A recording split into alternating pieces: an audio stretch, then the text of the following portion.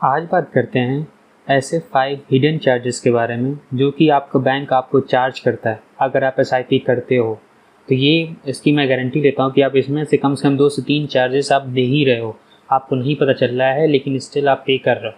हाँ, ये उतने बड़े चार्जेस नहीं है, लेकिन हाँ, ये जब ऐसे चार्जेस हैं जिन्हें अवॉइड किया जा सकता है तो अपना पैसा फ्री में क्यों किसी को भी हमें देना। सो आज की वीडियो में मैं आपको ऐसे ही 5 चार्जेस के बारे में बताने वाला हूँ जो हमारा बैंक हमें चार्ज करता है बिना हमें बताए। हमें पता भी नहीं चलता और ये सारे चार्जेस हमें लग जाते हैं। तो एक बार पहले बताऊँगा ये चार्जेस क्या होते हैं, उसके बाद इसे आप कैसे अवॉइड कर सकते हो वो बताऊँगा, एंड एट द एंड आपको क्या करना चाहिए वो सारी चीज़ें बताने वाला हूँ। तो वीडियो को आखिर तक जरूर देखिएगा। चलिए वीडियो शुरू करते हैं। वीडियो में आगे बढ़ने से पहले मैं आपसे एक बात शेयर करना चाहता हूँ कि जितने भी लोग मेरे वीडियोस को देखते हैं उसके 90% लोग मेरी वीडियोस तो ज़रूर देखते हैं बट चैनल को सब्सक्राइब नहीं करते हैं।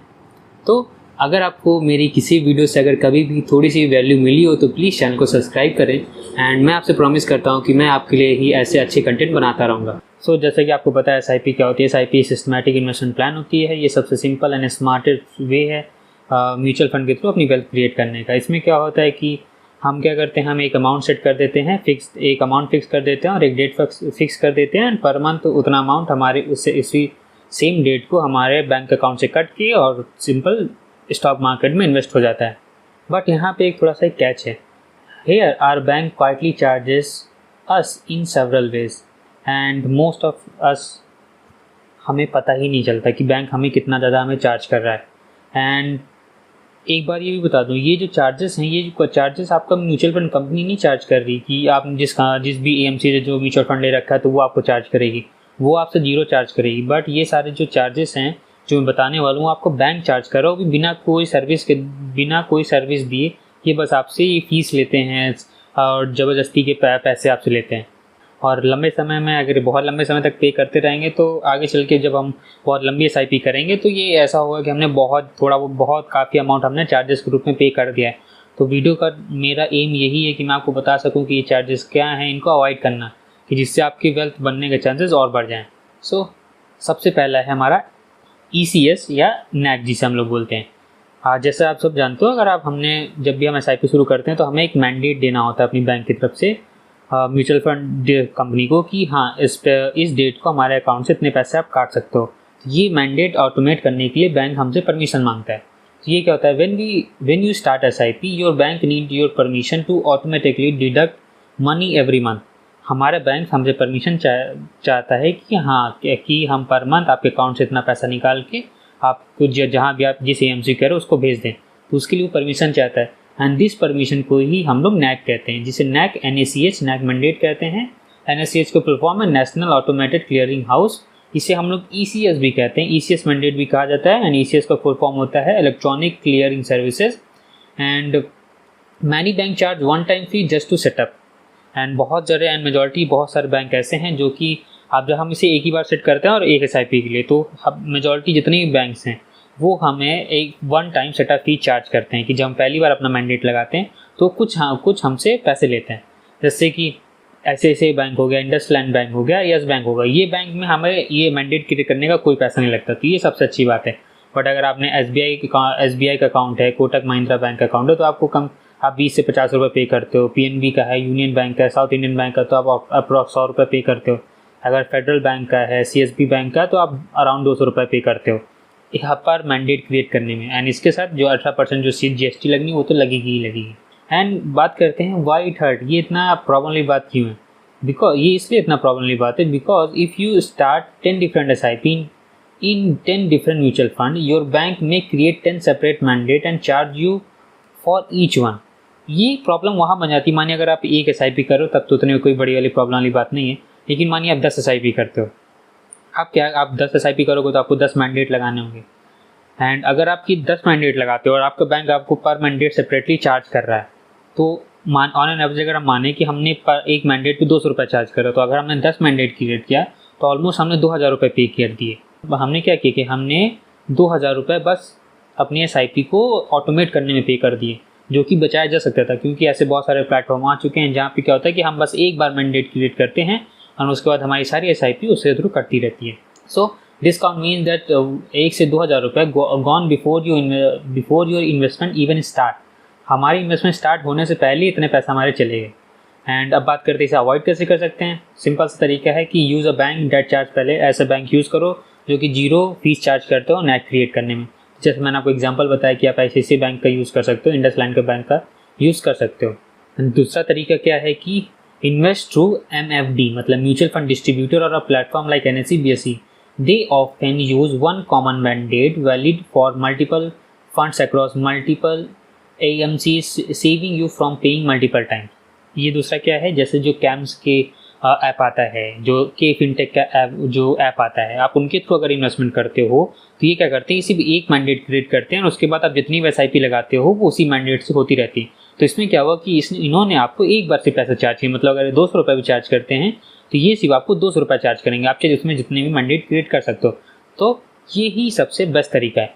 हमेशा ध्यान रखिएगा, अगर कभी भी आप ज़्यादा SIP कर रहे हो तो इस बात का ज़रूर ध्यान रखिए कि आप या तो ऐसे ऐप का यूज़ कर रहे हो जैसे कि कैम्स का जो ऐप आता है, की फिनटेक का जो ऐप आता है, इनके थ्रू कर रहे हो, या फिर आपको ऐसे बैंक के थ्रू आपको ऐसे बैंक पहले वो ऐसे बैंक का अकाउंट ओपन करा लेना है जिसमें जो मैंडेट क्रिएट करने की जो फीस है वो 0 हो, जैसे ICICI बैंक हो गया, इंडसलैंड बैंक हो गया, या आप और भी जाके गूगल में सर्च करते हो, जो भी आपको सही बैंक लगे उसको करिएगा, लेकिन वैसे ही बैंक चूज़ करिएगा जो कि इसमें 0 फीस चार्ज करते हैं।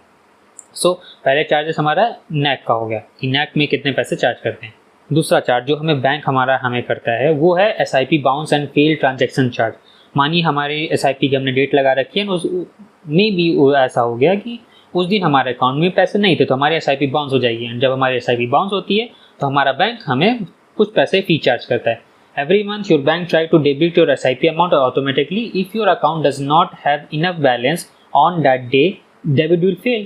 And this is called SIP bounce, SIP failed इसे कहते हैं। And your bank then charge you a penalty for this failed transaction. And फिर आपको जो बैंक है ये आपको एक फी चार्ज करेगा क्योंकि आपकी ट्रांजेक्शन फेल हो चुकी है। एंड ये जो ट्रांजेक्शन फीस है ये बैंक टू बैंक डिफेंड करती है। जैसे SBI इस पर आपको 200-250 रुपये चार्ज करता है, ICICI बैंक आपको 500 रुपये चार्ज करता है प्लस GST। HDFC बैंक आपको 450 रुपये, पहली बार बाउंस हुई तो 450 रुपये चार्ज करेगा, दूसरी बार बाउंस होगी तो 500 रुपये चार्ज करेगा, तीसरी बार बाउंस होगी तो 550 करेगा, एंड ऐसे ही बढ़ता जाएगा। एक्सिस बैंक आपको 500 रुपये, पहले 500 रुपये चार्ज करता है, उसके बाद 550, जैसे HDFC है वैसे ही एक्सिस बैंक है। एंड IDFC फर्स्ट बैंक इससे थोड़ा कम है, अगर आप अप टू 3 बाउंसेस तक ये आपको सिर्फ 350 रुपये चार्ज करते हैं और उसके बाद ये 750 रुपये आपसे चार्ज करेंगे। एंड कैनरा बैंक क्या है, ये आपसे 300 रुपये के 2000 रुपये के बीच में SIP बाउंस के आपको चार्ज करते हैं अगर आपकी SIP बाउंस होती है। एंड ये कितना हार्ड क्यों करता है, ये प्रॉब्लम क्यों करता है, because imagine you have 5 SIPs, ठीक है। अब मानिए आपने 5 SIP लगा रखी हैं फॉर ऑफ ईच, जिसमें से हर SIP में आप 2000 रुपये इन्वेस्टमेंट करते हो, मतलब टोटल आप 10 रुपये इन्वेस्ट कर रहे हो। And all 5 fail in 1 month. And मानिए आपने सबकी डेट सेम लगा रखी थी एंड ऐसी कुछ घर में कंडीशन आ गई कि आपके अकाउंट में पैसे नहीं थे, आपके पास कैश की कमी हो गई, आपके पास पैसे नहीं थे, तो क्या हुआ, सारी SIP आपकी बाउंस हो गई।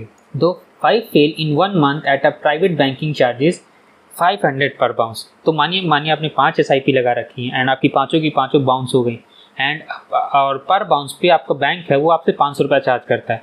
तो मानिए आपकी SIP तो नहीं हुई, 10,000 की आपकी जो SIP जानी थी वो तो नहीं गई, लेकिन आपको उसकी जगह आपको 2,500 रुपये आपको उसकी फ़ीस जरूर भरनी पड़ गई। मानिए आपके SIP भी नहीं गए और आपको इतना ज़्यादा चार्जेस भरना पड़ गया। सो टोटल पेनल्टी कितनी हुई कि 2,500 रुपये जो आपको गया, और उसके ऊपर जो GST लगेगी वो चार्जेस तो अलग है। एंड ये जो अमाउंट है that is more than 1 full month of SIP investment and which is lost as a penalty. And इतना पैसा जो 2,500 रुपये हमने लॉस कर दिया, ये तो क्या हो गया, हमने 1 महीने की सबने SIP खो दी। हम 2,000 करते हैं, 2,500 तो हमने फीस ही में दे दी। इसीलिए मैं चाहता हूँ कि जो हमारे छोटे छोटे चार्जेस हैं ना, ये हम अवॉइड कर सकें। हम अगर थोड़ा सा भी दिमाग लगा करेंगे, क्या करना है, अगर पैसे नहीं है तो SIP पॉज कर दो, तो आपको नहीं कटेंगे पैसे। लेकिन आप SIP पॉज नहीं करोगे, उसे आप बाउंस होने दोगे तो आपको तो फिर बैंक चार्ज करेगा ही करेगा ना। अगर पैसा नहीं है तो सिंपल उसे पॉज कर दोगे तो बैंक को लगेगा कि हाँ कि अभी इन्होंने पॉज करी है तो मुझे वो फिर कोई ट्रांजेक्शन वो प्रोसेस करेगा नहीं। जब ट्रांजेक्शन प्रोसेस नहीं करेगा तो आपको कुछ चार्जेस कुछ पैसे नहीं चार्ज करेगा। And for small SIPs like अगर आप छोटी SIP करते हो, 500 रुपये पर मंथ करते हो, the bounce charge can actually exceed your SIP amount.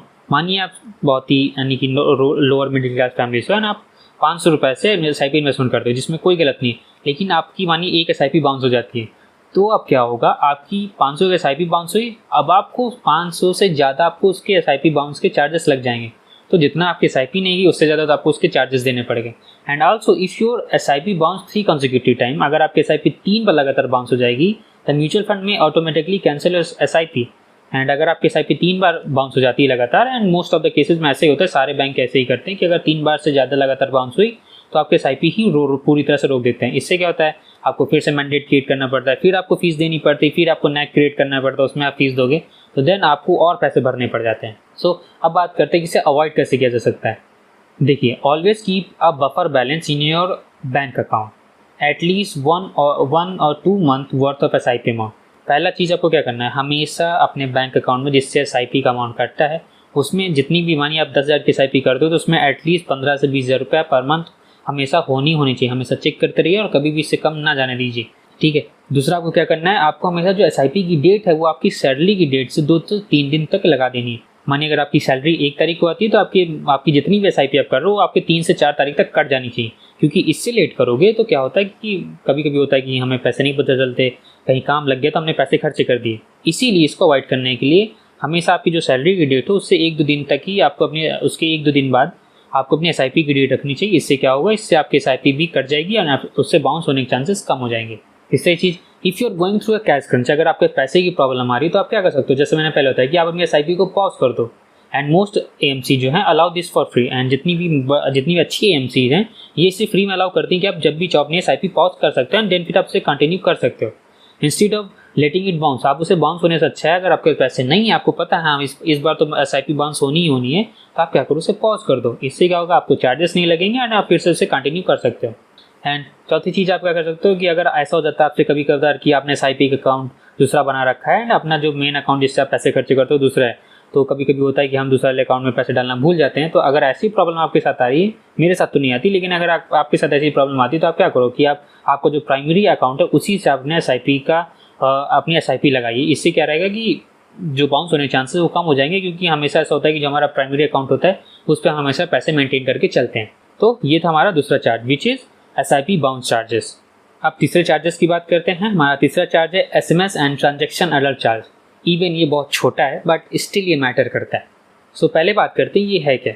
Every time your SIP amount is debited your bank send you an SMS alert. जब भी हमारे SIP कटती है हमारी बैंक अकाउंट से तो हमें बैंक हमारा एक मैसेज भेजता है। And many bank charge a quarterly और annual fee for SMS transaction alert. And जितने भी बैंक हैं उसके लिए हमें क्वार्टरली बेसिस पे ईयरली बेसिस पे कुछ फ़ी चार्ज करते हैं, क्योंकि कोई भी कुछ भी फ्री में नहीं होता। जितनी भी चीज़ें बैंकिंग प्रोसेस जितनी भी होती है उसमें कहीं ना कहीं आपका पैसा लग ही रहा होता है। वाइल दिस सीम स्मॉल, ये हमें बहुत छोटा दिखता है but it adds up, and specially if you have multiple SIP। अगर आपकी मल्टीपल SIPs हैं, मानिए आप 10 SIP करते हैं एंड आपका जो बैंक है वो क्वार्टरली बेसिस पे आपको 15 रुपये चार्ज करता है पर SIP के अलर्ट भेजने में। तो आपको अगर आपने 3 महीने आप क्वार्टरली भेजता मतलब 3 महीने भेजेगा, तो क्या उसने 3 महीने आपको 3 बार मैसेज भेजा है, उसके लिए वो 15 रुपये आपको चार्ज कर रहा है। एंड आप 10 SIP चलाते हो, मतलब एक क्वार्टर में आपने लगभग 150 रुपये पे किए। एंड पूरे ईयर में अगर बात करूँ तब से 4 से मल्टीप्लाई कर मतलब 600, मतलब 600-700 रुपये आपने सिर्फ SMS अलर्ट का पे किया। अब बात करते हैं कितना चार्ज करते हैं। मोस्ट बैंक चार्ज बिटवीन 15 रुपये से 25 रुपये के बीच में पर क्वार्टर बेसिस पे चार्ज करते हैं अपने SMS अलर्ट के लिए। सो दिस इज रफली around 60 to 100 rupees per year पर बैंक अकाउंट हो गया कि हाँ ये रफली बेसिस पे लगभग 60 से 100 रुपये पर ईयर हो गया। मतलब हमारे पास 10 अगर एक SIP का हमें SMS अलर्ट कितना पड़ा 100 रुपये, और अगर हम 10 SIP करते हैं तो उससे हम 10 से मल्टीप्लाई कर देंगे देन इट बिकम 1000 रुपीज़। मतलब पर ईयर हम 1000 रुपये सिर्फ SMS अलर्ट को भेजते हैं, जिसको हम कभी जल्दी देखते भी नहीं हैं। अगर आपके मल्टीपल अकाउंट्स हैं डिफरेंट बैंक्स में तब तो आप और ज़्यादा पे कर रहे हो। And why it hurts because this charge is often buried in your bank schedule of charges and auto debited without any notification. और ये जो चार्जेस होते हैं इसका आपको पता नहीं चलता। जब भी आपको जो बैंक बैलेंस होता है उसमें से जितने भी ये सारे चार्जेस हैं ना बैंक अपने आप काट लेता है, आपको बिना बताए, आपको नोटिफिकेशन तक नहीं आती है और ये सारे चार्जेस आपके बैंक अकाउंट से कट जाते हैं। ये इसीलिए लोगों को पता नहीं चलता। लेकिन जैसे मैं काफ़ी मैंने स्टडी करता हूँ तो मुझे पता है कि हाँ ये चार्जेस इन्होंने काट रखे हैं, क्योंकि मैं रेगुलर बेसिस अपना अमाउंट चेक करता रहता हूँ, क्योंकि मुझे देखना रहता है कि कहाँ पैसे जा रहे हैं कहाँ नहीं जा रहे हैं, तो इसलिए मुझे पता है। एंड अगर आप नहीं देख पा रहे हो तो ये मैं आपको बताता हूँ, आप जाके खुद चेक कर सकते हो कि अगर आप अपनी डिटेल आप अपनी स्टेटमेंट निकालोगे तो आपको पता चलेगा कि हाँ आपका बैंक आपको कितने पैसे चार्ज कर रहा है। अब बात करते हैं कि इसे अवॉइड कैसे किया जा सकता है। सबसे पहले आप SMS अलर्ट छोड़ के आप ईमेल अलर्ट पे जा सकते हो। एंड मोस्ट ऑफ द अभी जितना है कि जितने भी बैंक्स हैं वो अपना ईमेल अलर्ट अभी उनका फ्री है। Switch to email alert instead of SMS। Most bank offer these for free. Most bank अभी भी जो ईमेल अलर्ट है उसे बहुत फ्री देते हैं। And check your bank mobile app. And जैसे कि क्या है कि आपका जो ऐप होता है, इन ऐप में भी नोटिफिकेशन आपको आती है जिस भी ऐप से आप करते हो, जैसे ग्रो से करते हो एंड अगर आप जीरोधा के कॉइन से करते हो तो वो लोग आपको खुद भी एक नोटिफिकेशन भेजते हैं, वो फ्री होता है। तो आप वो वाला एसएमएस ना करके आप अपने जो आपको जो ब्रोकर है उसका अलर्ट भी आपको देता है। वो हमेशा होता है कि एसआईपी के 2 दिन पहले आपको बोल देंगे कि आपके एसआईपी इस डेट को कटने वाली है, तो आप उसको वो अलर्ट देख सकते हो। आपको एसएमएस की उतनी कोई जरूरत नहीं होती है, तो आप इसे रोक सकते हो। Check your banks mobile app, या बैंक आपके जो बैंक का है उसका मोबाइल ऐप चेक कर सकते हो। Many now offer in app notification at no cost, वो भी कोई भी कॉस्ट चार्ज नहीं करते हैं। एंड क्या कर सकते हो आप, review your bank schedule of charges document available on the bank website to know what they are being charge.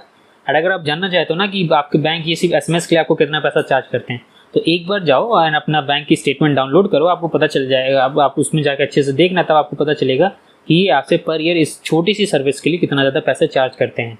Charge number 4, minimum balance penalty. क्या होता है कि जैसे कि आप सब जानते हो कि जो हमारे बैंक्स होते हैं उसमें हमें कुछ मिनिमम बैलेंस बना के रखना पड़ता है। किसी बैंक का 5,000 होता है, किसी का 10,000 होता है, किसी का 20-25 हज़ार भी होता है। एंड इसमें क्या होता है कि अगर आपका जो बैंक बैलेंस है, आपके मिनिमम बैलेंस से नीचे जाता है तो बैंक आपको एक फ़ी चार्ज करने लग जाते हैं। एंड ये मेजॉरिटी तब होता है, ये बहुत जो अगर आप एसआईपी करते हो तो ये आपके साथ होता होगा, आपको पता नहीं चलता लेकिन होता है। क्योंकि ऐसा होता है कि एसआईपी करने के बाद हमारे बैंक बैलेंस, जो बैंक का बैलेंस है वो नीचे आ जाता है मिनिमम थ्रेशोल्ड से। तो पहले ये होता क्या, ये बताता हूँ। Most saving accounts in India require you to maintain a minimum average balance, जिसे हम लोग MAB बोलते हैं।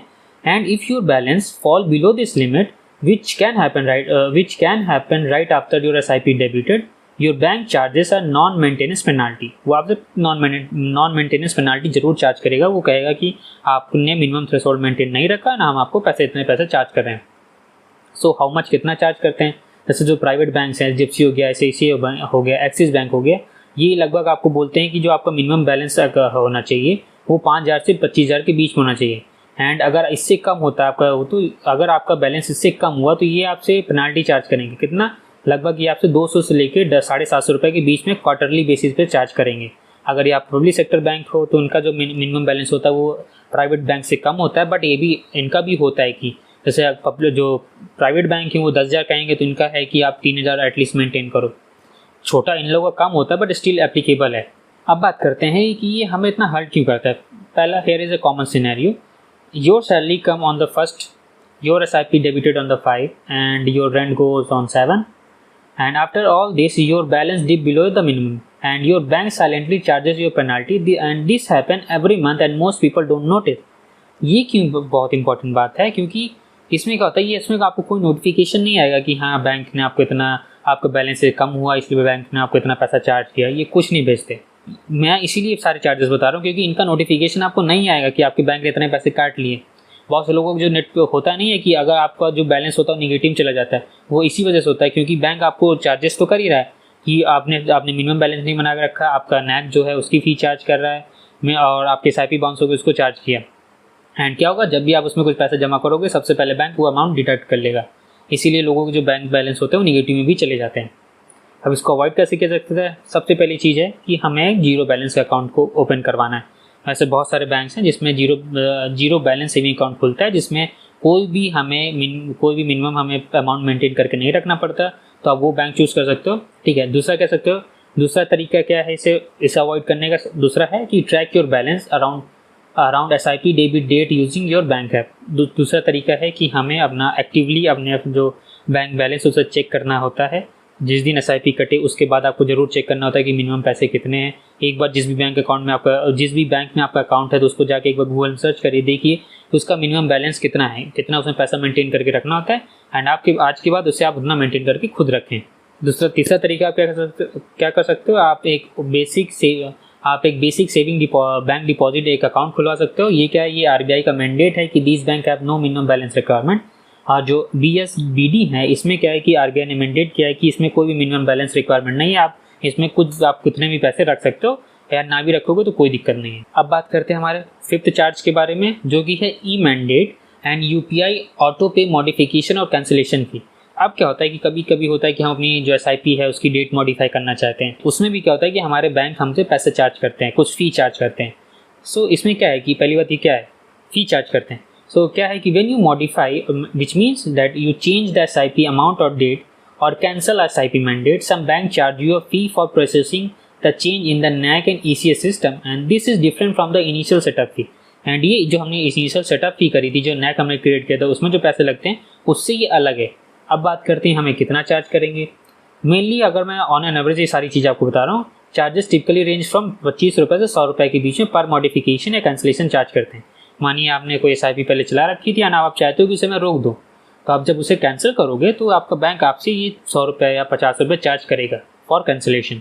एंड सम बैंक चार्ज, पर कुछ बैंक 50 रुपये चार्ज करते हैं plus GST, and for every mandate amendment. And कभी कभी होता है कि हम अपने क्या कि हम अपने मैंडेट की डेट बदलना चाहते हैं, पहले हमने 5 को लगा रखी थी, अब हम 2 तारीख को करना चाहते हैं। तो इसमें क्या होगा कि आपको बैंक आपकी ये सारी सर्विसेज प्रोवाइड करेंगे कि हाँ आप अपना कभी भी बहुत ईजिली आराम से अपनी मैंडेट की डेट चेंज कर सकते हो, बट आपको ये नहीं बताएंगे कि उसके पीछे आपसे बहुत पैसे चार्ज कर रहे हैं। And there are few banks also charge 50 पर execution transaction on the top of registration fee।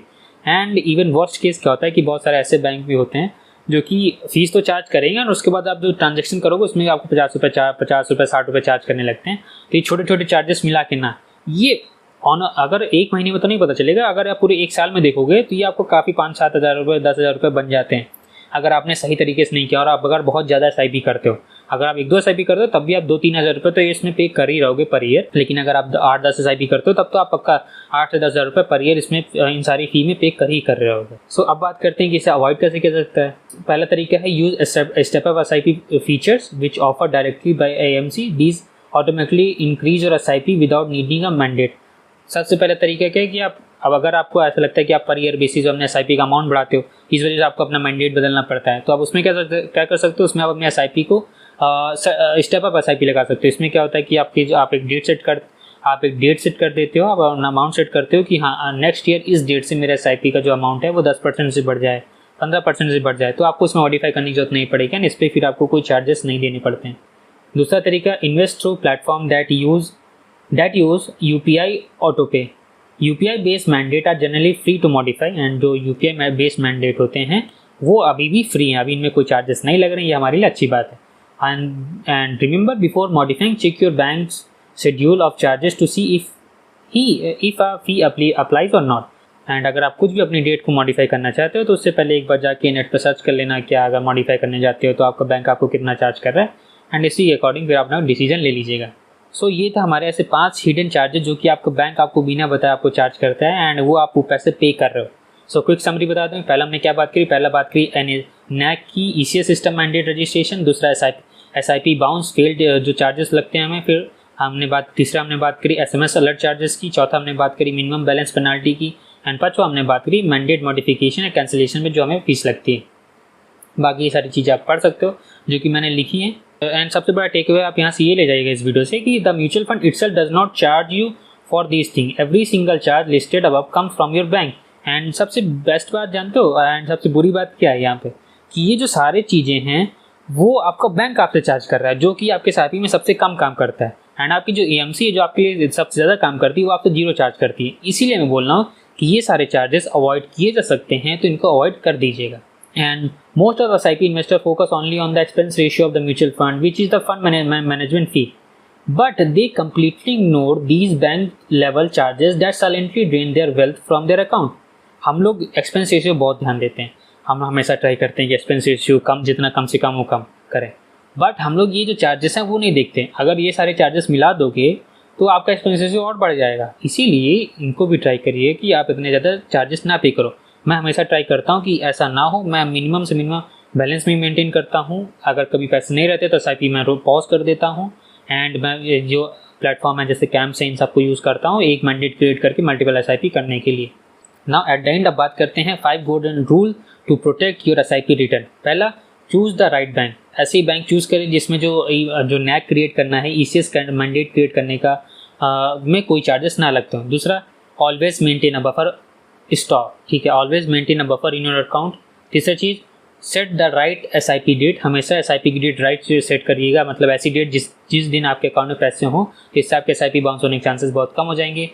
चौथा चीज़, गो पेपरलेस फॉर अलर्ट। आप क्या कर सकते हो, या तो ईमेल अलर्ट चूज़ कर लो या जो ब्रोकर के अलर्ट होते हैं उनको देख लो, एंड जो SMS अलर्ट हो तो सर पॉज करवा दो। चौथा चीज़, पांचवी चीज़ आपको क्या करनी है, use step up SIP feature instead of just modifying your SIP every single year. उसकी जगह आप स्टेप अप SIP का फीचर यूज़ कर सकते हो। इसमें क्या होगा कि आपके SIP का अमाउंट अपने आप पर ईयर बेसिस अपने आप बढ़ता जाएगा। तो आज की वीडियो यहीं तक। अगर आपको वीडियो थोड़ी अच्छी लगा मैंने कुछ वैल्यू डिलीवर करी है, कुछ सिखाया आपको, तो वीडियो को लाइक करिएगा, चैनल को सब्सक्राइब करिएगा। एंड स्टॉक मार्केट इन्वेस्टिंग से रिलेटेड कुछ भी डाउट है तो मुझसे कमेंट पूछ सकते हैं। मैं जितनी आपकी हेल्प हो सकती है उतनी हेल्प करूँगा।